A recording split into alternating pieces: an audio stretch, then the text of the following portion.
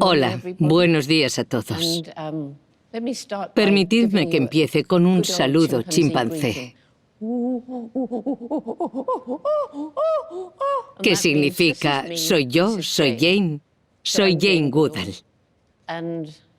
Y creo que mi interés por los animales empezó cuando era muy pequeña. Mi primera experiencia real de observación del comportamiento de los animales, de cómo hacerlo y cómo no hacerlo, tuvo lugar cuando tenía 4 años y medio. Mi madre y yo nos hospedábamos en una granja en el campo. Una verdadera granja, no una de esas granjas industriales en las que los animales viven hacinados en unas condiciones terribles, sino una granja de verdad, con animales en el campo. Era muy emocionante, vacas, cerdos, caballos, todos juntos. A mí me encargaron recoger los huevos de las gallinas. Las gallinas iban por ahí picoteando por la granja, pero para poner los huevos se metían en unos pequeños gallineros donde pasaban la noche. Eran así de altos.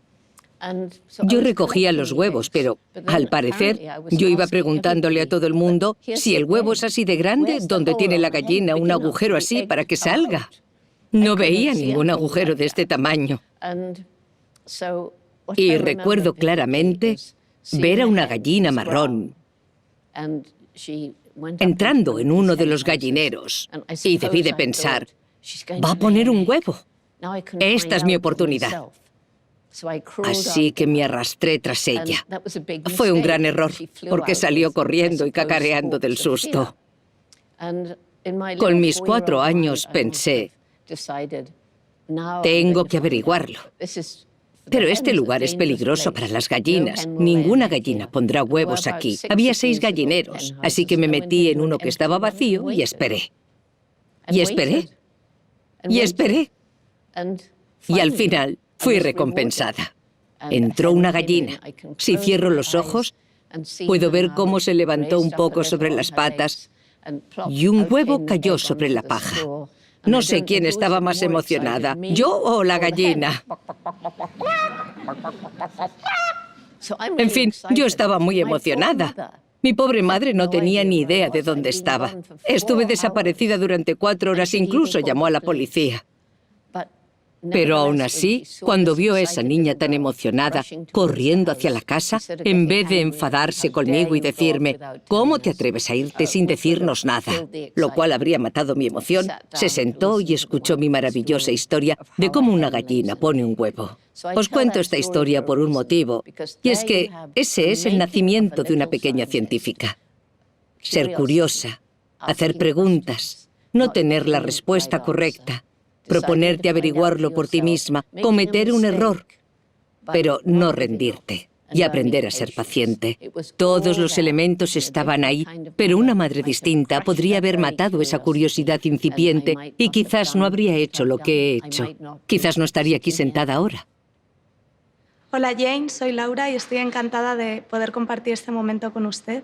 Me gustaría preguntarle cómo empezó todo su amor por la naturaleza y sobre todo su amor por los chimpancés. La verdad es que yo nací amando a los animales. No sé de dónde vino. Desde mi más tierna infancia yo solo quería estar con animales, observarlos, estar al aire libre. Y tuve una madre maravillosa que fomentó mi amor por los animales. Cuando era pequeña, en Inglaterra, hace tantos años, ahora tengo casi 85 años, durante mi infancia no había televisión, no había ordenadores, no podías buscar nada en Google, así que aprendía, por un lado, estando en contacto con la naturaleza, que es la mejor forma de aprender, pero también de los libros. Yo era una apasionada de los libros.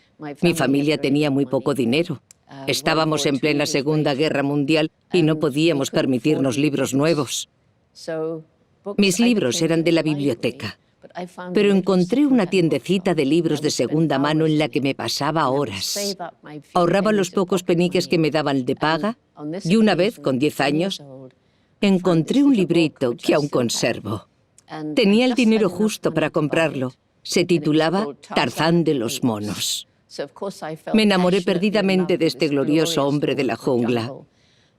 ¿Y qué hizo él? Se casó con la Jane equivocada. Yo estaba muy celosa. Obviamente yo sabía que Tarzán no existía, pero ahí es donde empecé a soñar que de mayor me iba a ir a África para vivir con animales salvajes y escribir libros sobre ellos. Todo el mundo se reía de mí. No tienes dinero, hay una guerra, África está muy lejos. ¿Cómo diantres vas a hacer eso? De todas formas, tú eres una chica. Las chicas no hacen esa clase de cosas. Sueña con algo que puedas conseguir. Pero mi madre no. Volvemos otra vez a mi maravillosa madre que me dijo, si de verdad quieres hacer algo así, vas a tener que trabajar muy duro y aprovechar cada oportunidad, pero no te rindas. Y, como ya sabéis, al final conseguí irme a África. Tuve esa oportunidad increíble. Yo no elegí estudiar a los chimpancés. Yo habría estudiado lo que fuera. Hasta que conocí al doctor Louis Leakey, famoso paleontólogo y antropólogo. Creo que le impresioné por todo lo que sabía de los libros, a pesar de que acababa de llegar de Inglaterra. Así que me dio la increíble oportunidad de vivir y aprender, no con un animal cualquiera, sino con el que más se parece a nosotros. Cuando llegué allí por primera vez, los chimpancés me miraron y salieron corriendo, pero al final pude acercarme a ellos. ¿En qué momento surgió mi pasión por trabajar con chimpancés y por su conservación? Yo creo que fue el día en que el primer chimpancé perdió el miedo hacia mí. Yo le llamé David Greybeard, que significa barba gris, porque tenía una hermosa barba blanca. Yo iba siguiéndole por el bosque. Había pasado casi un año. Pensaba que le había perdido, pero le encontré sentado mirando hacia atrás, como si estuviera esperándome. Quizá lo estaba. Me senté cerca de él. Había una nuez de palma en el suelo. Yo la cogí y se la acerqué con la mano abierta. Él giró la cara. Yo acerqué más la mano. Y entonces se dio la vuelta, me miró a los ojos. Alargó el brazo, cogió la nuez y la tiró. Estaba claro que no la quería. Y entonces apretó mis dedos muy suavemente. Así es como los chimpancés se tranquilizan mutuamente.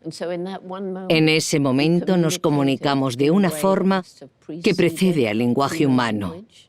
Ambos nos entendimos perfectamente el uno al otro. Yo sabía que él no quería la nuez, pero él entendía que mi intención era buena. Ese fue un momento muy especial. Yo creo que fue entonces cuando decidí que debía continuar aprendiendo todo lo que pudiese. Hola, Jane. Soy Elena. Es un placer escucharte. Un hecho que marcó un antes y un después en la relación de los seres humanos y los animales fue cuando usted observó a un chimpancé manejar una rama para obtener alimento. ¿Podría explicarnos ese momento y qué sintió cuando hizo uno de los mayores descubrimientos para la ciencia moderna? Bueno, el día que vi a David Greybeard, otra vez él, yo iba andando por el bosque. Todavía no podía acercarme a él, era al principio, pero le estaba observando con mis prismáticos. Estaba sentado sobre la cima de un nido de termitas. Vi que alargaba el brazo para coger una brizna de hierba y la metió en el termitero. Esperó un momento. La sacó lenta y cuidadosamente. y se comió las termitas que había pegadas, se comió las termitas soldado que estaban protegiendo el nido. Vi que lo hacía varias veces y luego vi que cogía una ramita con hojas y antes de poder utilizarla como herramienta, le quitó las hojas y las ramas de los lados. Estaba modificando un objeto. Esto es propio de la fabricación de herramientas. La verdad, no me sorprendió especialmente porque ya había leído algo sobre una colonia de chimpancés en cautividad que ya dejaban ver que eran muy inteligentes, pero al mismo tiempo, gracias a todo lo que había leído y por mis conversaciones con Leakey, sabía que la ciencia pensaba que los humanos y solo los humanos eran capaces de utilizar y fabricar herramientas. Era muy emocionante. Creo que ni se me había pasado por la cabeza que vería algo como eso, especialmente tan pronto. No terminé de creerme lo que había visto hasta que vi a otros chimpancés haciendo lo mismo. Empezaba la temporada de la pesca de termitas. Así que le envié un telegrama a Louis Leakey. Y él me respondió diciendo, dado que el hombre se define por su capacidad de utilizar y crear herramientas, ahora tenemos que redefinir al hombre, redefinir las herramientas o considerar a los chimpancés como humanos. Este fue un momento mágico, no solo por las repercusiones en la ciencia, aunque muchos científicos de la época se negaron a creer que lo había visto. Decían, no ha ido a la universidad, no tiene una titulación, acaba de llegar de Inglaterra, ¿por qué vamos a creerla? Pero gracias a esa observación, Leakey pudo contactar con la National Geographic Society de Estados Unidos y ellos accedieron a continuar financiando la investigación, porque al principio solo teníamos dinero para 6 meses. Y también enviaron al fotógrafo y cineasta Hugo van Lawick. Gracias a sus fotografías y a sus películas, los científicos tuvieron que admitir que yo estaba diciendo la verdad, porque estaba ahí delante de sus ojos. Y aún así, lo creyeran o no, unos pocos científicos dijeron, se lo habrá enseñado ella. Eso habría sido muy inteligente, ya que en ese momento aún huían de mí. Pero fue algo muy especial y cambió el curso de todo el estudio. Me siento encantada y muy agradecida de poder hablar con usted. Desde muy pequeña siento un amor muy especial por los animales. En la actualidad comparto mi vida con una perrita ya muy mayor y ciega que se llama Cuba, por la que siento especial devoción. ¿Qué opina usted acerca de si los animales sienten emociones? Muchas gracias. Esa es una muy buena pregunta. Había estado en Gombe estudiando y aprendiendo de los chimpancés durante 2 años, cuando el doctor Leakey me dijo que no siempre estaría ahí para conseguir dinero, que tendría que buscar dinero yo misma y que para ello necesitaba una titulación. Yo no había pisado la universidad, pero me dijo, no podemos perder tiempo con una licenciatura, así que te he encontrado una plaza en la Universidad de Cambridge para que hagas directamente un doctorado en etología. Yo ni siquiera sabía qué era la etología. Significa el estudio del comportamiento. A los científicos les gusta inventarse palabras que les hagan sentir importantes. En cualquier caso, cuando llegué a Cambridge, yo estaba muy nerviosa, sobre todo por los profesores. Así que imaginaos cómo me sentí cuando me dijeron que lo había hecho todo mal, que no debía darles nombres a los chimpancés porque no era científico, debían tener números. No podía decir que tenían personalidades, no podía decir que tenían mentes capaces de resolver problemas. Obviamente, no podía decir que tenían emociones. Ese era el colmo del antropomorfismo, atribuirles cualidades humanas a animales no humanos. Bueno, en fin. Esos profesores tan sabios podían decir lo que quisieran, pero cuando era niña tuve un profesor extraordinario que me enseñó que aunque ellos sabían mucho, en este tema, ellos se equivocaban. Y ese profesor fue mi perro, Rusty. La verdad es que es totalmente imposible compartir tu vida con cualquier animal, ya sea un perro, un gato, un cerdo, un pájaro, una vaca, un conejo, y no darte cuenta de que los animales tienen personalidad. Tú lo sabrás por tu perra. Los animales piensan. Algunos, claro está, tienen unos cerebros más grandes que otros. Pero claro que tienen emociones y tienen sentimientos y pueden sentir miedo, dolor y tristeza. Y costó bastante, pero hoy en día, si haces un doctorado, estudias las emociones de los animales. Además, cuando trabajas con animales, es muy obvio que tienen emociones. La gente a menudo dice, bueno, pero seguro que no tienen sentido del humor. El mejor ejemplo que tengo de sentido del humor es el gorila Coco, a la que le enseñaron el lenguaje de signos que utilizan las personas sordas. Y en esa ocasión le habían enseñado todos los colores. El rojo, el verde, el azul, el amarillo, el dorado. Y a una chica joven, que era nueva en el estudio, le pidieron que distrajera a Coco mientras le preparaban la cena. Y ella pensó, le haré unas preguntas. Cogió varios objetos y empezó a preguntarle, ¿de qué color es esto? ¿Es marrón dorado? ¿De qué color es esto? ¿Es negro? ¿De qué color? En fin, los distintos colores. Coco iba dando las respuestas correctas y entonces cogió un trapo blanco. ¿De qué color es esto? Y Coco hizo el signo del rojo. Coco, pero si este te lo sabes, rojo. Y le dice, Coco, si no me dices de qué color es esto, no tendrás zumo de manzana en la cena. Y Coco alarga el brazo, coge el trapo blanco y con mucho cuidado coge una pelusilla roja minúscula y le dice... Ese es solo un ejemplo de muchos, pero es muy ilustrativo. Hola Jane, me llamo María. Todavía hay gente que considera que los únicos seres inteligentes en la Tierra somos los seres humanos. Quería preguntarle qué opina de esto y quería preguntarle también si considera que podemos hablar de inteligencia de la naturaleza e inteligencia de los animales. Gracias. Bueno, para mí es muy obvio que los chimpancés son muy inteligentes. No solo utilizan ramitas para pescar termitas, utilizan palitos largos y lisos a los que les quitan la corteza para atrapar a unas hormigas muy agresivas que muerden.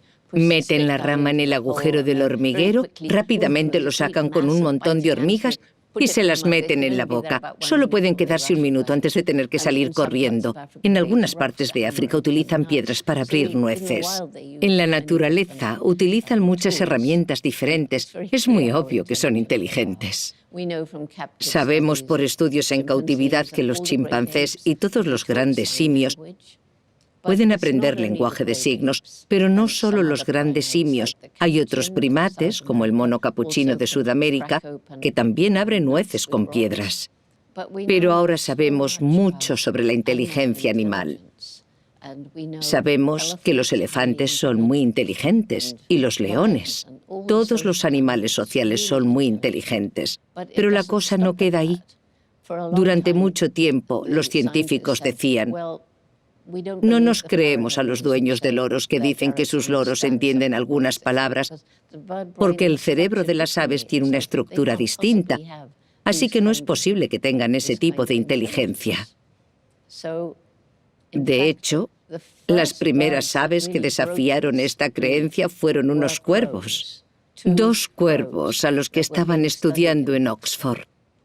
Lo que tenían que hacer era meter un alambre con un gancho en un extremo por un tubo y sacar un cacahuete con el gancho. Para ellos era fácil, pero un día por un error se les rompió el gancho y frustrados golpeaban con el alambre. Entonces uno de los cuervos con el pico y una pata hizo un gancho en el extremo del alambre y sacó el cacahuete. Esto lo hizo varias veces. Los científicos dijeron, eso lo ha hecho por accidente. Pero luego lo volvió a hacer. Pues algunos científicos seguían sin querer creerlo. Decían, solo lo hace uno de los cuervos. Está claro que es un cuervo peculiar. ¿Por qué solo lo hace uno? El que lo hacía era la hembra, y cada vez que sacaba el cacahuete, el macho se lo quitaba. La moraleja es, teniendo una esposa no hacen falta herramientas. Luego supe de la existencia de un loro llamado Enkisi. No deberíamos tener loros como mascotas, pero una mujer adoptó a Enkisi cuando tenía 3 meses. Había nacido en cautividad y ella siempre había querido trabajar con un loro. Ella era joyera, no científica. Y se le ocurrió que cuando tienes un bebé, no coges un vaso y dices vaso, y cuando el bebé por fin dice vaso le das un premio, sino que le hablas sin más. Así que se puso a hablarle a Enkisi. Ahora tiene 10 años. Y tiene un vocabulario de 1700 palabras. Y una palabra no cuenta como parte de su vocabulario hasta que la ha dicho al menos 2 veces en el contexto adecuado y de forma espontánea. Voy a poneros un ejemplo con Enkisi de cuando lo conocí. Fui a su apartamento, que es muy pequeño. Casi todo está ocupado por una jaula enorme. Pero no pasa mucho tiempo enjaulado. Le gusta posarse encima y poder volar. Miré hacia arriba a ese pequeño loro gris africano posado sobre su jaula. Yo me sentía un poco tonta. Miré hacia arriba y le dije, hola, Enkisi, me han hablado mucho sobre ti. Y él me miró. Y claro está, su dueña, su compañera, Amy, le había hablado sobre mí y le había enseñado fotos. Y él me miró y dijo, esa es Jane, ¿trae un chimpancé? Fue increíble. Pero mi historia favorita de Enkisi es cuando Amy rescató a una iguana, un lagarto enorme de una tienda de animales que acabó muriendo. Amy es muy emocional y muy espiritual. Puso a la iguana muerta en el suelo, en una caja, porque iba a darle sepultura. Encendió unas velas y quemó incienso de hierba dulce y se puso a llorar. Entonces Enkisi fue a ver qué pasaba. Cuando Enkisi era pequeño, tenía un montón de juguetes a pilas. Le gustaba perseguir cochecitos por el suelo y ese tipo de cosas. Y se queda mirando a ver qué pasa y dice, cámbiale las pilas. En fin, ahora sabemos que las aves son muy inteligentes. Pero también me he traído a estas personitas.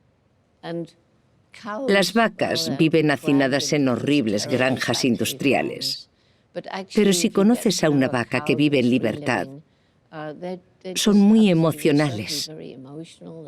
Forman lazos muy fuertes con sus crías. Los cerdos. Hay cerdos que son más inteligentes que algunos perros. Y aún así, se les trata como si fueran cosas. Os voy a pedir a todos que, después de esto, busquéis en Google no a Picasso, el artista, sino a Piccasso, y veréis lo que encontráis. Ahora también hay mucho interés en estudiar la inteligencia del pulpo, que ni siquiera tiene un cerebro normal, solo tiene un sistema nervioso central. Si buscáis en Google pulpo inteligente, encontraréis cosas increíbles. Ahora incluso han enseñado a los abejorros a empujar una bolita. Y si la meten por un agujero, obtienen una recompensa de néctar. Eso ya es increíble de por sí, pero otros abejorros a los que no se les ha enseñado pueden aprender a hacer lo mismo solo con mirar a los abejorros que saben hacerlo. Está muy claro que no somos los únicos seres inteligentes del planeta. Pero, ¿tan inteligentes somos? Yo creo que la diferencia principal entre nosotros y el resto de los animales es el tremendo desarrollo de nuestro intelecto, de nuestro cerebro. En fin, sabéis que hemos creado cohetes capaces de llegar hasta Marte y soltar un pequeño robot que se dedica a dar vueltas por el planeta rojo para hacer fotos. Hemos visto las fotos. Y aunque antes pensábamos que podía haber vida tal como la conocemos en ese planeta, nos hemos dado cuenta de que no. Si habéis visto las fotos, no dan muchas ganas de vivir allí. No es raro que la criatura más inteligente que ha caminado sobre la faz de la Tierra esté destruyendo su único hogar. Tenemos intelecto. Pero en realidad no somos tan inteligentes. Hemos perdido la sabiduría. Tomamos decisiones basándonos en cómo me ayuda esto a mí, a mi familia, ahora, en la próxima junta de accionistas, en mi siguiente campaña política, y no pensamos en cómo nuestras decisiones afectarán a las generaciones futuras. Me parece que hay una desconexión entre este cerebro tan listo y el amor y la compasión, el corazón humano. Y estoy convencida de que solo podemos alcanzar nuestro potencial humano cuando la cabeza y el corazón están en armonía. Me llamo Rafa Guerrero, soy psicólogo y estoy muy implicado en temas educativos, y es por eso que me gustaría preguntarle cuál es la visión que usted tiene sobre la educación actual y cómo la educación le ha influido a usted en su magnífica carrera. Muchas gracias. Cuando era niña me encantaba aprender, pero lo que más me gustaba era aprender a través de la experiencia. Sin embargo, disfrutaba aprendiendo de los libros. No disfrutaba de la escuela en sí, porque yo quería estar en la naturaleza. Pero al mismo tiempo me fascinaba aprender biología, me encantaba la historia y me encantaba la lengua. Siempre me ha gustado mucho escribir. Pero creo que aprendí casi todo por mi cuenta. Cuando era muy pequeña, mi abuela me regaló un libro titulado The Miracle of Life, El milagro de la vida. Justo ahora lo han reeditado. Te explica todo sobre los diferentes animales. No es para niños. Cuenta para qué sirven las distintas lenguas, cómo es la lengua larga y flexible del oso hormiguero, para qué sirven los diferentes tipos de extremidades, cómo los brazos pueden convertirse en alas. De hecho, justo esta mañana pensaba en lo interesante que sería diseñar la anatomía de un ángel con brazos y alas. Claro que eso no podría ser, pero bueno. Me encantaba aprender de ese libro. Hacía dibujos y todo. La educación ha sido muy importante en mi vida.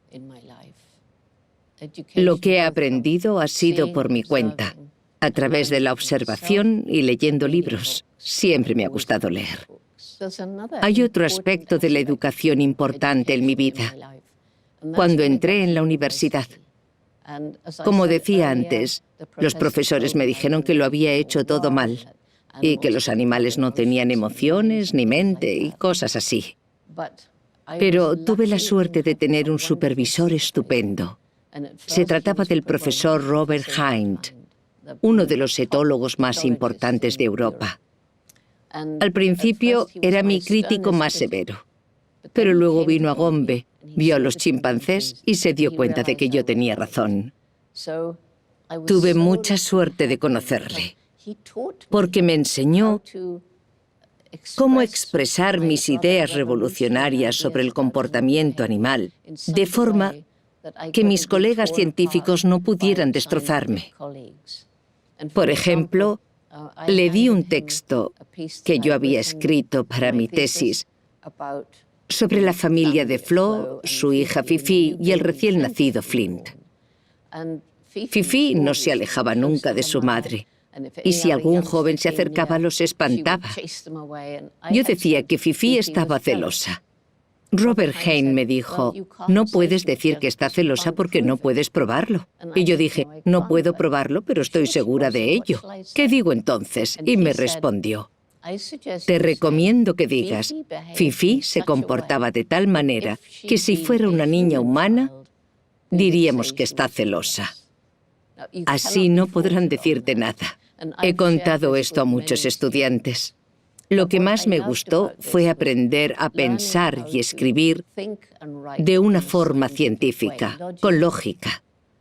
Pero con lo que nunca estuve de acuerdo es lo de que para ser un buen científico hay que ser objetivo y no puedes sentir empatía por los sujetos.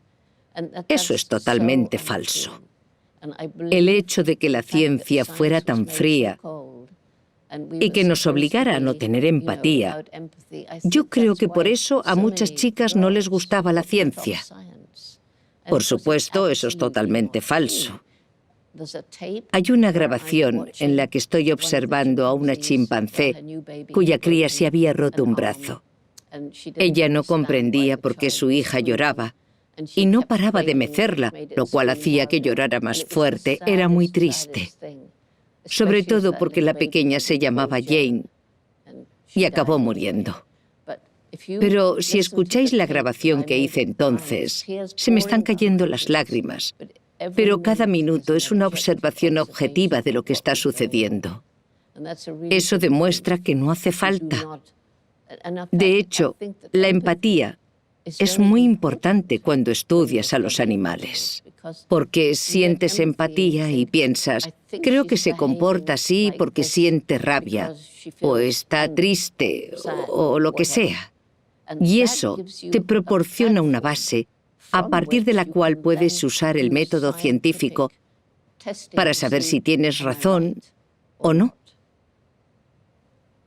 Hay una imagen que hemos visto millones de veces y yo, por mucho que la veo, me sigo emocionando. Me gustaría que nos hablase de la chimpancé Gunda. ¿Qué sintió cuando la abrazó? Gracias por la pregunta. Antes de responderla, veamos el vídeo. Este es un momento muy especial para mí. El Centro de Rehabilitación de Chimpancés del Instituto Jane Goodall en Chimpunga, en la República del Congo, durante años ha estado cuidando de las crías cuyas madres fueron asesinadas principalmente para el comercio ilegal de carne de selva. Muchos chimpancés ya se han hecho adultos. No hace mucho tiempo adquirimos 3 grandes islas con selva en el bonito río Kwilu, donde podemos liberar a los chimpancés de nuestro centro de rescate que está desbordado.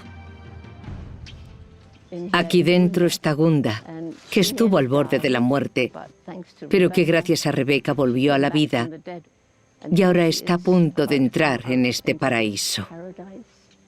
Ella es la chimpancé número 15 en recuperar la libertad y esperamos poder liberar a 60 en estas islas.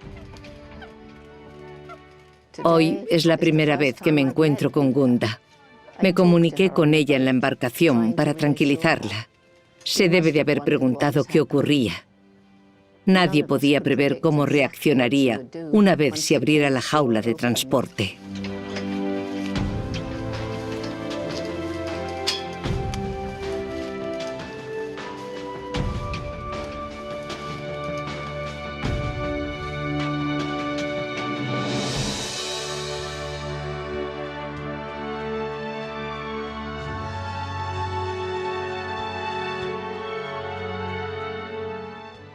Fue un momento muy emotivo, una de las cosas más increíbles que me han ocurrido. La calidez de su abrazo es algo que nunca olvidaré. Para Gunda y los otros chimpancés que planeamos traer aquí, estas islas serán un maravilloso hogar en la selva, donde estarán bien cuidados y a salvo.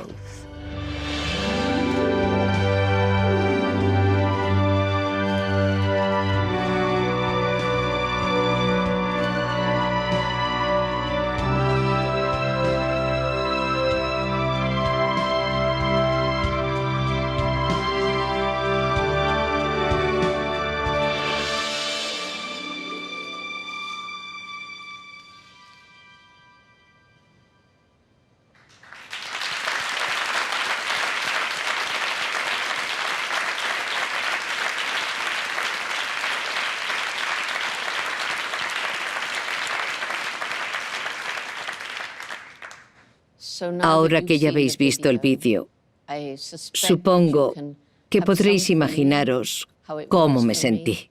De hecho, os he estado observando porque conozco muy bien el vídeo y solo tengo que oírlo para recordar lo que sentí. Y he visto muchas lágrimas. Pasa lo mismo cada vez que vemos este vídeo. En aquel momento todos estábamos llorando.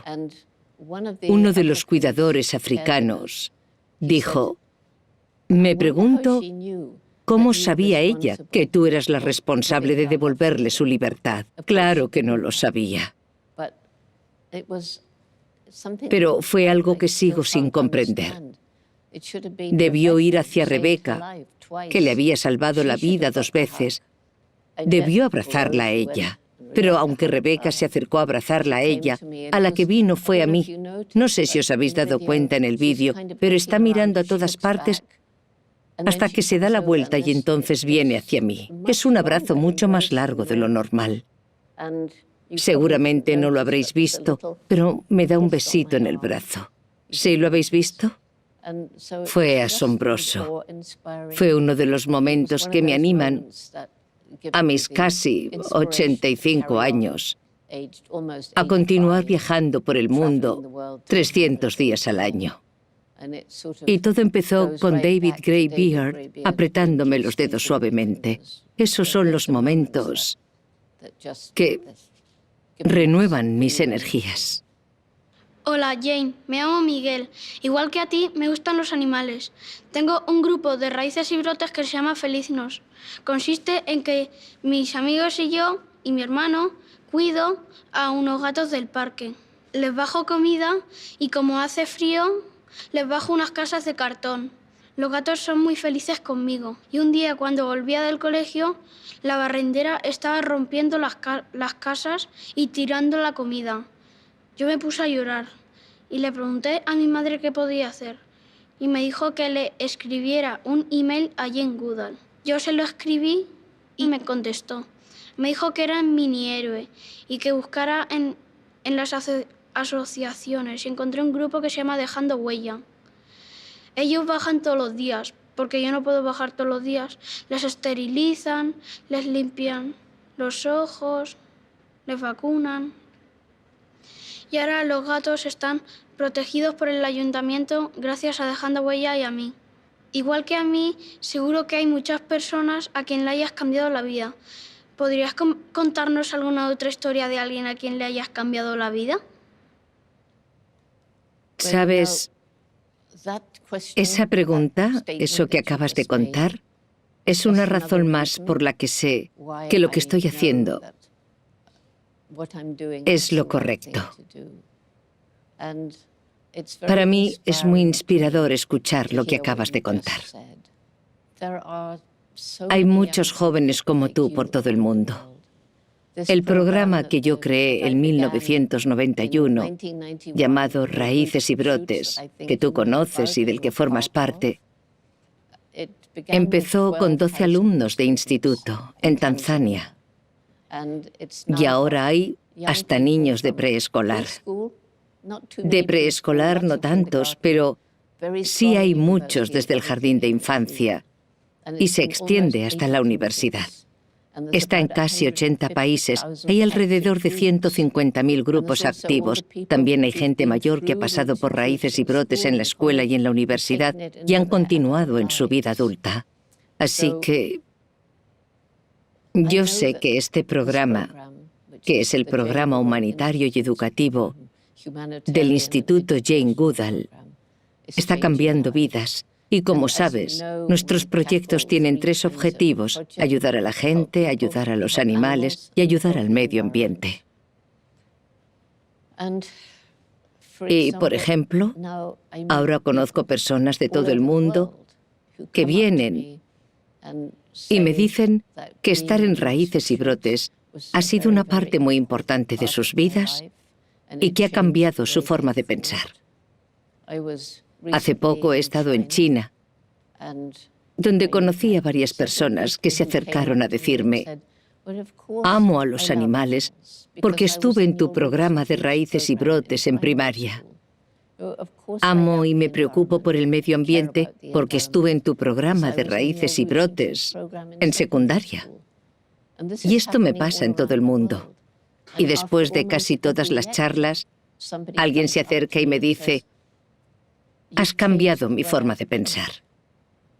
Hace solo 2 días, estando aquí en España, alguien se me acercó después de una charla y me dijo: me has convencido, no volveré a comer carne. Y la razón que la llevó a decir eso, y a otra mucha gente, es que les hablé del hecho de que, debido a que hay tanta gente que come carne en todo el mundo, Hay muchos animales hacinados en horribles granjas industriales. No solo es tremendamente cruel, sino que para cultivar el grano para alimentarlos, se destruye el medio ambiente. Se usan muchos combustibles fósiles para llevar el grano hasta los animales, y los animales a los mataderos, y la carne a las mesas. También se desperdicia agua al transformar las proteínas vegetales en proteínas animales. Además, cuando la comida entra por aquí, luego sale gas por el otro lado. Y las vacas también eructan. Sueltan gas metano, que, junto con el dióxido de carbono, es uno de los gases invernadero más frecuentes que hay en la atmósfera. Atrapan el calor del sol, lo cual provoca los cambios climáticos en todo el mundo. Las tormentas son cada vez peores y más frecuentes, igual que las inundaciones y las sequías. Yo he visto el hielo derritiéndose en el Ártico. Estaba derritiéndose en una época en la que debería estar totalmente helado. He conocido a personas que han tenido que abandonar sus islas natales por la subida del nivel del mar. El cambio climático es muy real y la ganadería contribuye enormemente al cambio climático. Como apunte final, diré que hay que administrar antibióticos a los animales para mantenerlos vivos, de modo que las bacterias se están haciendo resistentes hasta el punto en que puedes morir de un arañazo en el dedo. Así que en mi caso me hice vegetariana debido a la crueldad. No os deseo que veáis lo que hay en una de esas granjas industriales, porque yo no pude dormir durante semanas, y vosotros tampoco podríais, porque amáis a los animales tanto como yo. Y cuando me enteré, porque no lo supe hasta que volví de África, esas granjas industriales no existían cuando tenía 20 años. Y la siguiente vez que vi un trozo de carne en mi plato pensé, esto simboliza el miedo, el dolor y la muerte. No quiero comérmelo. Seguro que todos os sentiréis igual cuando comprendamos a los animales. Lo que tú haces con los gatos es solo un ejemplo de cómo los jóvenes, cuando los padres les alientan, del mismo modo que mi madre alentaba mi amor por los animales, entonces surge una nueva forma de ver a estos seres tan maravillosos con los que compartimos el planeta. Aprendemos mucho de ellos. Seguro que tú has aprendido mucho de los gatos. Las ratas, por ejemplo, son extremadamente inteligentes. A las ratas gigantes del bosque se les enseña a detectar minas de tierra. Rascan para marcar el lugar donde huelen una mina, para que el equipo de desactivación de minas vaya a desactivarlas. Tú eres un ejemplo de un joven que no solo ama a los animales, sino que hace algo al respecto. Tienes mucha suerte de que tus padres te apoyen, como hicieron los míos. Por eso, la tuya es una de esas historias que me animan a continuar. Así que, ¿por qué no vienes y me das un abrazo?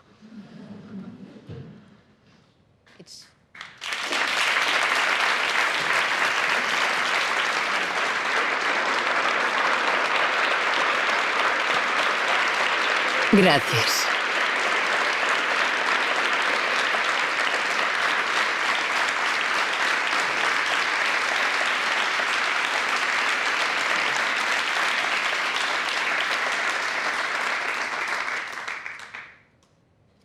Tú inspiras a otros a imitarte, a copiar tu amor por los animales.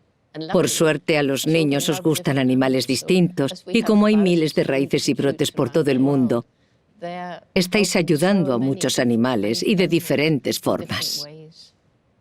Gracias.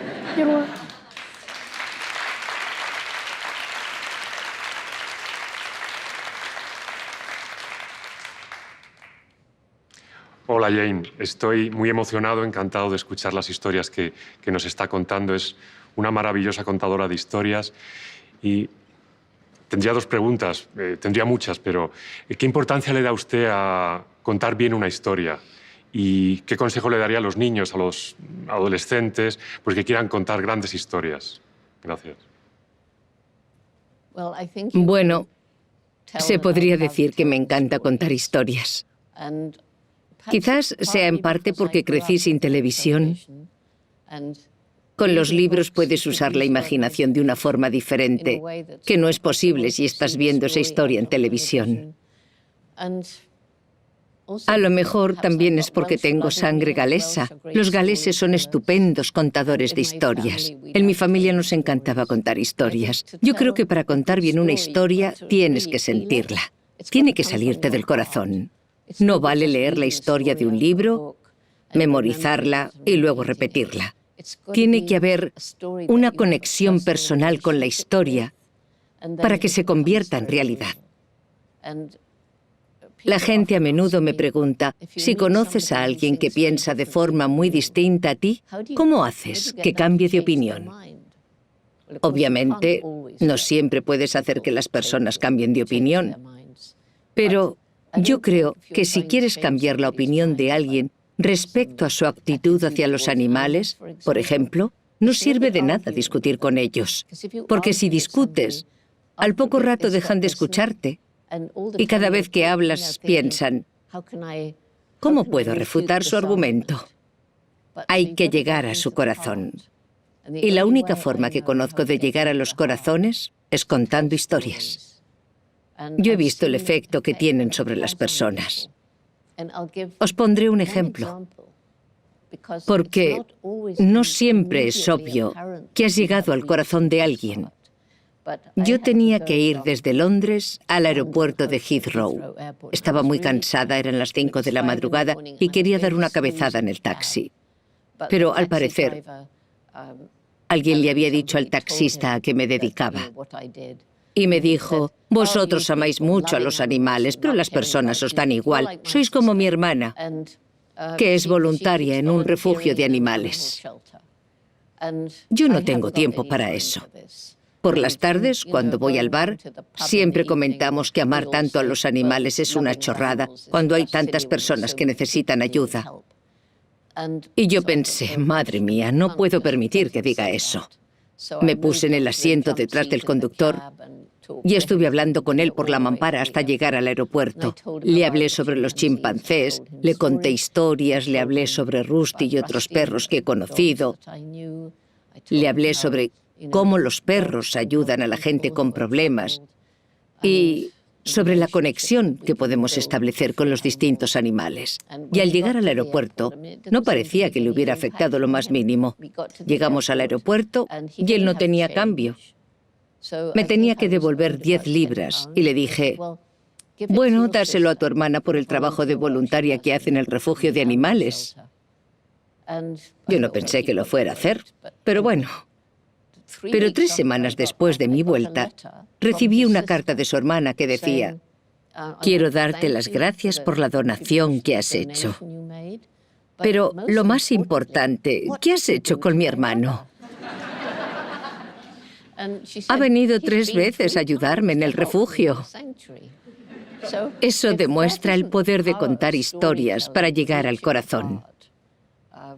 Si hubiera discutido con él, no habría servido de nada. Yo estuve luchando para que dejaran de utilizar chimpancés en la investigación médica.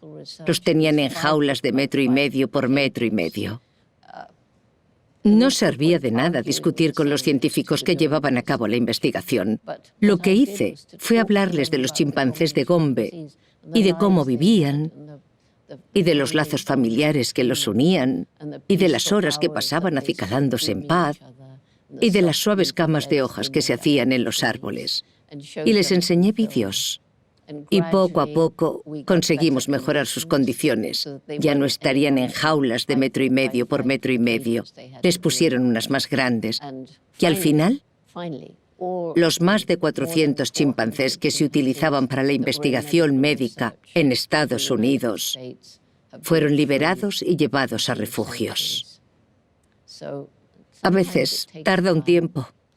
No siempre consigues cambiar la opinión de alguien de inmediato. Pero siempre vale la pena tomarse la molestia de contar historias en vez de discutir agresivamente.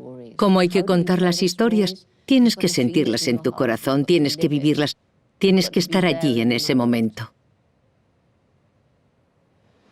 Hola Jane, me llamo Cristina y estoy encantadísima de estar aquí y conocerte porque a mí me encantaría hacer todo el trabajo que hiciste tú, pero obviamente no puedo. Pero en el tiempo en el que tú lo hiciste, ese trabajo estaba como pensado, se pensaba que era para hacerlo por hombres, no por mujeres. Entonces, ¿cómo piensas tú cuál crees tú que es el rol de las mujeres en el mundo y qué es lo que tú le dirías a una niña que quiere ser científica, como por ejemplo yo? En primer lugar, cuando yo empecé a trabajar con los chimpancés, nadie lo había hecho antes. No es que fuera una cosa de hombres, es que no era cosa de nadie. Yo tuve mucha suerte porque Louise Leakey, quien me pidió que fuera a estudiar los chimpancés, creía que las mujeres eran mejores observadoras. Y puede que así sea. Si pensamos en el papel de la mujer en la evolución, ¿a qué se dedicaba la mujer? La mujer se dedicaba a cuidar de los niños y a cuidar de los hombres que salían a cazar y luego volvían cansados y les hacían la comida. Entonces, como la mujer era responsable de los hijos y de mantener la paz en la familia, debía tener cualidades como la paciencia. Debía ser capaz de entender a su bebé antes de que aprendiera a hablar. Y tenía que estar muy atenta al estado de ánimo de los miembros de la familia, porque si el abuelo está de mal humor, mejor que el niño no se acerque hasta que se le pase para evitar conflictos. De modo que es posible que tengamos ventaja desde un punto de vista evolutivo. No puedo asegurarlo. Pero, en cualquier caso, yo creo que la ciencia está cambiando. Ahora las mujeres entran en campos de la ciencia en los que no entraban antes. Tengo constancia de ello.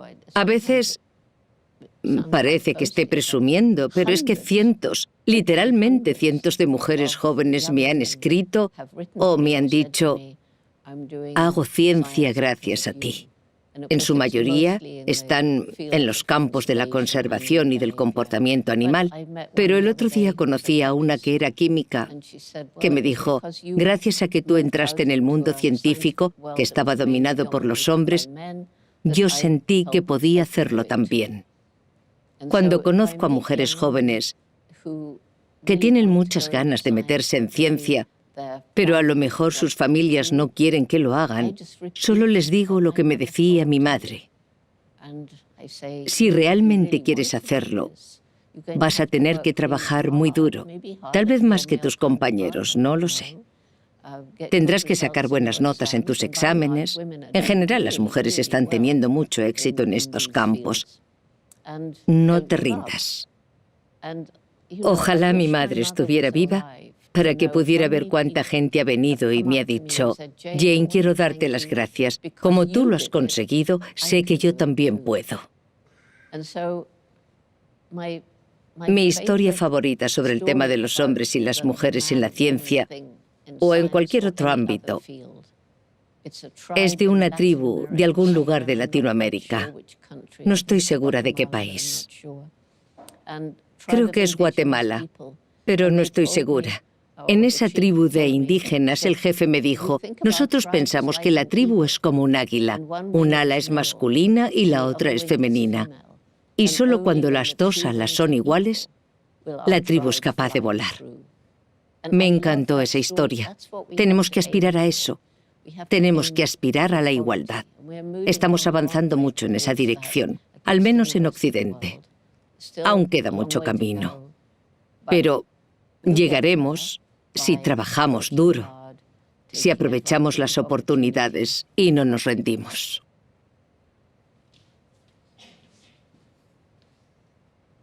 Hola Jane, mi nombre es Rosa y es un privilegio para mí estar aquí escuchándola. Usted, que ha estrechado la mano de los líderes más poderosos del mundo, ¿cree que hay todavía esperanza para cambiar la conciencia ecológica de la humanidad? Y por otro lado, ¿cuál sería su mensaje sobre la naturaleza que quisiera lanzar al mundo? Es verdad que he estrechado la mano de personas muy importantes de todo el mundo. A veces he estrechado la mano de personas a las que hubiera preferido no estrechársela, pero en ese momento había que hacerlo. Hay muchos científicos en la actualidad que dicen que es tarde para revertir la destrucción del planeta. Estamos destruyendo la selva tropical y estamos destruyendo el océano, los pulmones de la Tierra, que absorben el dióxido de carbono y emanan oxígeno. Y bueno, afortunadamente hay otros científicos que piensan, como yo, que aún nos queda margen de tiempo y que si trabajamos todos juntos podemos sanar parte del daño que hemos causado. No creo que sea un margen de tiempo muy grande y cada vez es menor. Estamos agotando los recursos naturales del planeta. En algunos lugares, más rápido de lo que la naturaleza puede reponerlos. Y todo porque estamos atrapados en una visión materialista del mundo. Adoramos al dinero como a un dios. Nos dedicamos a comprar y tirar, mientras que por otro lado hay gente viviendo en la más absoluta pobreza. Ellos tienen que destruir el medio ambiente para poder sobrevivir. Nosotros destruimos el medio ambiente para poder tener más de lo que necesitamos. Y al mismo tiempo, la población humana sigue aumentando. ¿Qué sentido tiene que haya crecimiento económico infinito en un mundo con recursos naturales limitados? No tiene sentido. Tenemos que cambiar nuestra forma de ver las cosas. Tenemos que darnos cuenta. Y la gente está empezando a darse cuenta. Cada vez más gente en todo el mundo entiende el daño que estamos causando. Así que, en fin, el mensaje que siempre transmito a los jóvenes es: no olvides que cada día de tu vida estás influyendo sobre el planeta. Me encuentro con que mucha gente que entiende lo que estamos haciendo se siente indefensa e impotente. Creen que no pueden hacer nada, así que no hacen nada. Y si nadie hace nada, entonces habrá un colapso ecológico total. En particular, los jóvenes están comprendiendo que cada día de nuestra vida estamos aportando algo. Y nosotros podemos decidir qué tipo de aportación hacemos. De modo que aunque parezcan pequeñas decisiones como qué compras, qué vistes, qué comes, pregúntate de dónde viene. ¿Ha dañado el medio ambiente? ¿Ha habido crueldad animal como en las granjas industriales? ¿Es barato debido a la esclavitud infantil? Y si tomas decisiones éticas, si lo hicieras solo tú, daría igual, pero no eres solo tú. Habrá cientos, luego miles, luego millones. Ojalá llegue a los miles de millones de personas de todo el mundo que comprenden que el efecto acumulativo de las pequeñas decisiones pueden hacer del mundo un lugar mejor. Y algunas personas, los directores generales de grandes empresas o altos funcionarios del gobierno, cuyas decisiones pueden afectar a cientos de miles de personas con una sola firma. Por suerte, las personas poderosas de los gobiernos y los negocios suelen tener hijos. Y los hijos están cambiando la actitud de sus padres por todo el mundo. Lo sé porque algunos padres me dicen: claro que reciclo, tengo que hacerlo, mis hijos me obligan. Claro que compruebo que el producto que voy a comprar no contenga aceite de palma. Ese tipo de cosas. Y cada vez más gente se hace vegetariana por el impacto que saben que tiene sobre el planeta. Así que, poco a poco, el mundo está empezando a cambiar. ¿Nos queda tiempo? No sé si quedará mucho tiempo, pero vivo con la esperanza de que sí. Es la razón por la que viajo 300 días al año por todo el mundo. Siento que vine a este mundo con una misión. Y bueno, parece que presuma de ello, pero cuando doy una charla, sé que cambia a la gente porque vienen a decírmelo. Ojalá hubiera otra persona aquí sentada para hablaros del impacto de las charlas de la doctora Jane, pero estoy yo, y tengo que decirlo porque es mi razón de ser. ¿Por qué tengo esperanzas? En primer lugar, los jóvenes. Ya has oído a un joven aquí presente cómo ayuda a los gatos. Él es solo uno de cientos de miles de jóvenes. Y no es que puedan cambiar el mundo, es que están cambiándolo. Hacen proyectos para ayudar al medio ambiente, hacen proyectos para ayudar a la gente, a los migrantes, van a residencias de ancianos, hacen voluntariado en hospitales para llevar alegría a los niños enfermos de cáncer, por ejemplo. Otro motivo para la esperanza es nuestro asombroso intelecto. Estamos empezando a usarlo para buscar formas de vivir en armonía con la naturaleza mediante nuestros inventos tecnológicos. El otro día conocí a un joven holandés que trabaja en una compañía que ha construido una máquina. La han hecho en Pekín, una de las ciudades con más contaminación del mundo. Afecta no solo al medio ambiente, también a la salud humana, tremendamente, como pasa en todas partes. Esta máquina absorbe el dióxido de carbono de la atmósfera, convirtiéndolo en un lodo negro de carbono. ¿Qué se puede hacer con eso? Y se les ocurrió que los diamantes vienen de carbono comprimido. De modo que crearon una máquina para comprimir el lodo de carbono y se dedican a hacer joyas con él. Estas son las cosas de las que somos capaces. Y también podemos utilizar nuestro cerebro para tomar decisiones en nuestras vidas. Otra razón para la esperanza, la resistencia de la naturaleza. Una vez sobrevolé el pequeño Parque Nacional de Gombe. Era 1990. Cuando empecé a estudiar allí los chimpancés, en 1960, Gombe formaba parte del llamado Cinturón de Bosque Ecuatorial, que se extiende desde el este de África hasta la costa oeste africana, pasando por África Central. Cuando lo sobrevolé en 1990, me quedé estupefacta al mirar hacia abajo y ver un trocito de bosque aislado rodeado por colinas totalmente yermas. Allí vivía más gente de la que podía soportar la tierra, pero eran muy pobres para comprar comida de otro lugar. Ahí me di cuenta de que si no ayudábamos a aquella gente a vivir mejor, a vivir sin destruir el medio ambiente, no podíamos ni plantearnos salvar el bosque y a los chimpancés. Ese fue el comienzo del programa TACARE, del Instituto Jane Goodall, para mejorar la vida en las aldeas. Tuvo tanto éxito que ahora abarca las 72 aldeas que hay cerca de los chimpancés en Tanzania. Y si sobrevuelas en la actualidad, no ves colinas yermas, porque ahora las aldeas colaboran con nosotros y comprenden que no protegemos el medio ambiente solo para los chimpancés y otros animales salvajes, sino también por el futuro de las personas. No podemos seguir destruyendo el medio ambiente y no darnos cuenta de que eso nos destruye a nosotros también.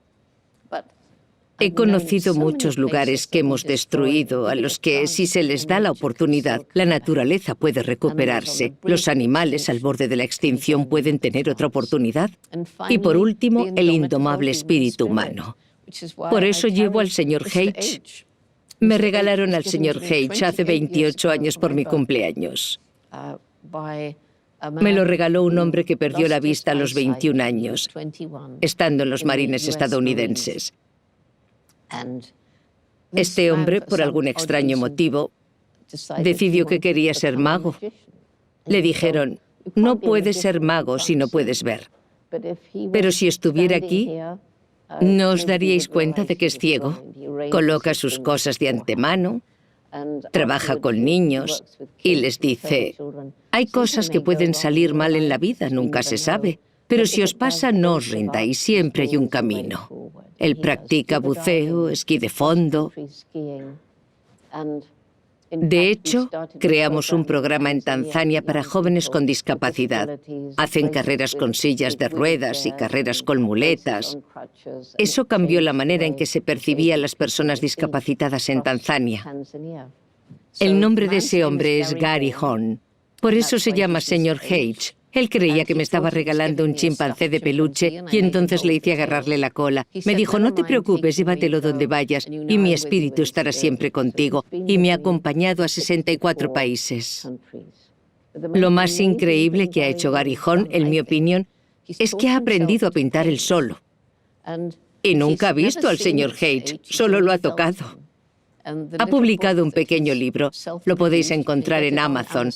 Se titula Blind Artist, de Gary Horn.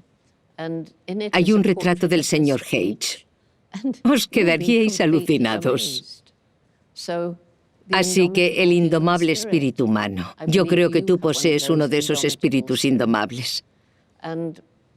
La cuestión es que cada uno de nosotros posee un espíritu indomable, pero algunos no se dan cuenta. No comprenden que tienen influencia, que importan como individuos, que el mundo se abre ante ellos. Así que, bueno, es tremendamente importante darnos cuenta de que cada día de nuestras vidas estamos influyendo de alguna forma, aunque sea sonreírle a alguien que esté triste, o pararnos a acariciar a un perrito, o rescatar gatos, darles de comer y cuidarlos, o regar una planta que esté marchitándose y darle la oportunidad de vivir. Es muy importante saber que cada día de nuestra vida estamos contribuyendo de alguna forma, y creo que todos los presentes queremos contribuir al mundo y crear un futuro mejor para los animales y para nuestra propia especie. Hola Jane, gracias por regalarnos este momento tan especial y gracias por compartir su pasión y compromiso con la naturaleza. Yo querría saber cómo le gustaría ser recordada. Bueno, creo que me gustaría ser recordada por dos cosas. La primera es por ayudar a la ciencia a abandonar su pensamiento reduccionista, en el cual los animales son cosas, que hay una barrera que nos separa de ellos y que ostentamos la supremacía del planeta. Pero gracias a los chimpancés y a mi perro Rusty, la ciencia ahora acepta que formamos parte del reino animal, que no estamos separados. Y en segundo lugar, me gustaría ser recordada por crear el programa Raíces y Brotes y por dar esperanza no solo a los jóvenes, sino a todo el mundo. Yo creo que dar esperanza a la gente es muy importante. Todos mis libros están llenos de esperanza. Si no hay esperanza, nos rendimos. Y si nos rendimos, especialmente si se rinden los niños, entonces es el fin. Cuando repaso lo que ha sido mi vida, me doy cuenta de la suerte que tuve de tener una madre que me apoyaba cuando era pequeña. Y creo que a veces subestimamos la importancia de los primeros años de vida y la imperiosa necesidad de los niños de tener una familia que les apoyen. No tiene por qué ser la madre biológica. Algunas mujeres sencillamente no están preparadas para criar hijos. Pero puede haber una, dos o tres personas en la vida de ese niño que le apoyen y estén siempre ahí para él, y que lo animen a aprender haciendo preguntas y a responderlas, saliendo y explorando. Yo creo que la educación actual tiene un gran problema. Llevan a los niños por unos caminos muy definidos y se pasan la vida haciendo exámenes. Pierden la libertad de utilizar su imaginación, de seguir su pasión. Sabéis que es muy importante que los padres y los profesores alimenten las diferencias individuales, porque se les puede dar muy bien una cosa y muy mal otra. A mí se me daban muy mal muchas asignaturas de la escuela, pero tuve la suerte de tener a mi madre. Aunque a los profesores les diera igual, a mi madre no, y fomentó mi amor por la escritura. Esto me ha venido muy bien. Y lo más fascinante es que cuando fui a Gombe, me estoy remontando muchos años atrás, me di cuenta de que había madres buenas y madres no tan buenas. Y las buenas madres son protectoras, pero no demasiado. Y por encima de todo apoyan a sus crías. Una hembra de rango inferior, cuya cría se mete en una pelea con la cría de una hembra de rango superior, Si su cría empieza a gritar, se interpondrá para protegerla, aunque sabe que seguramente la hembra dominante le dará una paliza. Y si miramos atrás, nos damos cuenta de que, en general, con el paso de los años, las crías de las madres que los han apoyado se desenvuelven mejor. Las hembras que han sido criadas por buenas madres también se convierten en buenas madres. Y los machos tienden a alcanzar una posición más alta en la jerarquía masculina. Por lo tanto, es más probable que tengan más descendencia. Así que yo creo que una parte muy importante de la educación es el aprendizaje a una edad temprana, la exploración y tener la libertad de desarrollar tu personalidad y tu pasión. Yo creo que la gente se está dando cuenta, lo veo en todo el mundo, de que es una lástima que en la actualidad los niños pasen tanto tiempo con sus aparatitos electrónicos en vez de hablar entre sí. Eso está matando la habilidad de contar historias. Esperemos que los padres, los profesores y los niños puedan trabajar juntos en esto. Sé que en algunos países y en algunas escuelas ya se han dado cuenta y están dando a los niños la libertad para desarrollar su pasión. Como mi madre, que me traía libros sobre animales porque sabía que aprendería a leer más rápido si leía algo que me apasionara. Estoy convencida de que tenía razón. Del mismo modo que debemos cambiar de actitud hacia los animales, hacia la destrucción del medio ambiente, debemos cambiar nuestra actitud hacia los niños y que empiecen su vida lo mejor posible para que puedan convertirse en una multitud de gente joven que entienda que el futuro del mundo está en sus manos y que tienen la libertad para marcar la diferencia cada día de la manera que les haga sentir mejor. Esa es nuestra esperanza para el futuro.